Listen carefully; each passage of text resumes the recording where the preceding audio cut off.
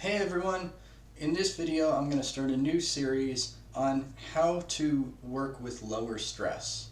Um, this is this will help you if you're working in an office environment. I think all these things are important, but this will definitely help you if you're working from home because it's a lot easier to kind of get overwhelmed with all the things that need to get done that you might need to kind of set up for yourself when you're working from home as opposed to working in an office environment. So this entire series is inspired by two books. This one, Deep Work. This is a really good book on how to focus on your work and avoid being distracted. Really good read. I definitely recommend reading it. It's not too dry. It's pretty fast paced.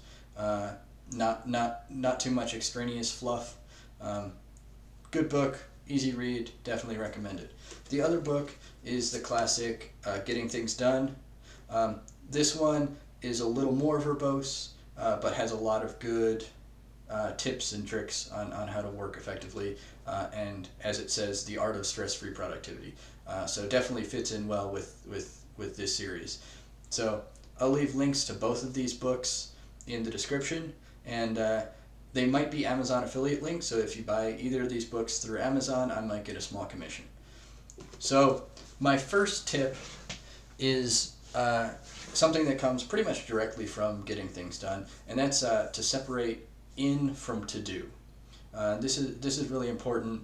Basically, what I mean by that is you have one list of things that are coming in that are trying to get your attention or that might need your attention at some point in the future. And you have another list of things that you are specifically going to do, that you have specifically committed to do at some point in time. And in later episodes, we'll get into things like scheduling and scheduling versus get to them eventually, that sort of thing. So a couple key points with these two lists. Key point number one is this means don't do things right away. So just because something came in, like an email or a message in Slack or something like that, that doesn't mean you have to act on it right away. And in fact, I'd recommend that you don't act on it right away. You get into the habit of not acting on things as soon as they come in, because then that can kind of cascade into a very reactive situation where you're just doing things as soon as they come in. Even if you were already doing something which then gets dropped, you start to feel overwhelmed, you start to burn out. It's just not a good situation.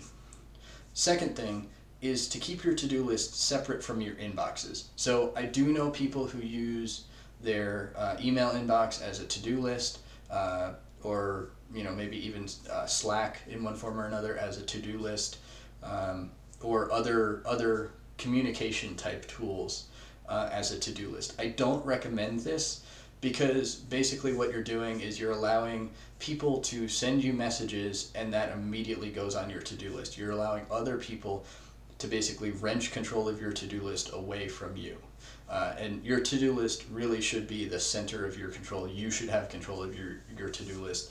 Your to-do list is yours and no one else's. And if you allow your inbox or Slack to become your to-do list, you're breaking that, and that can lead to the reactive situation again. Another tip I like to give is to disable notifications.